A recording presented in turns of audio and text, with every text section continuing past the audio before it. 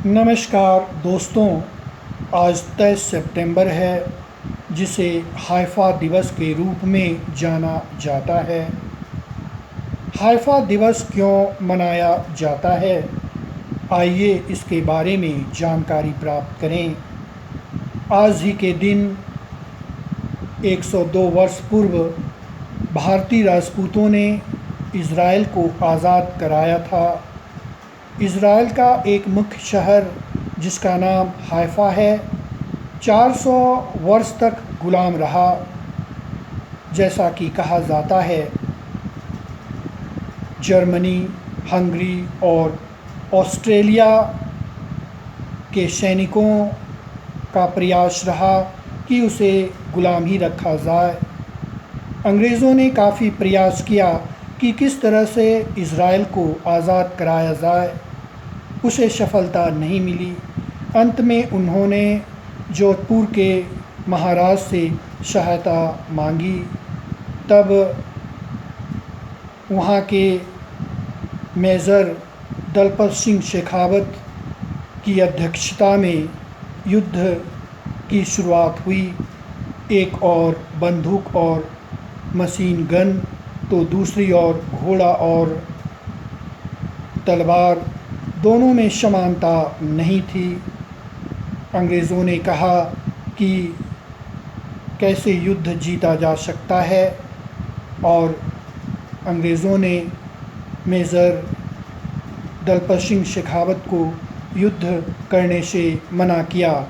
तब दलपत सिंह शेखावत ने कहा कि जब राजपूत मैदान में उतरता है तो फिर लौटता नहीं है, चाहे जो भी अंजाम हो, युद्ध करके ही लौटता है। इस तरह से युद्ध की शुरुआत हुई, जिसे प्रथम विश्व युद्ध कहा जाता है। दोनों ओर से घमासान युद्ध हुआ, और देखा जाए तो यह विश्व का एक ऐसा युद्ध था जो कभी नहीं हुआ और न कभी होगा।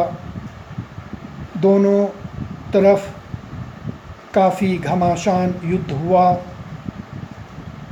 भारत के सैनिक करीब 900 शहीद हुए। उधर 1350 सैनिकों को बंदी बनाया गया और अधिकारियों को बंदी बनाया गया। युद्ध में भारतीय सैनिकों को सफलता मिली और इज़राइल आज़ाद हुआ।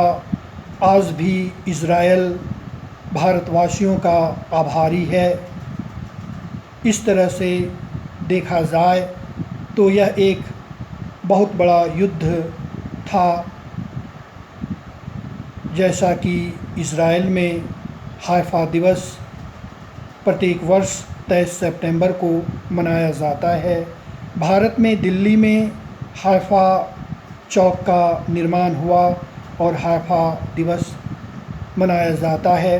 अंत में मैं उन सैनिकों को नमन करता हूँ जिन्होंने इज़राइल को आज़ाद कराया, और उन माताओं को भी नमन करता हूँ जिसने इस तरह के सपूतों को जन्म दिया।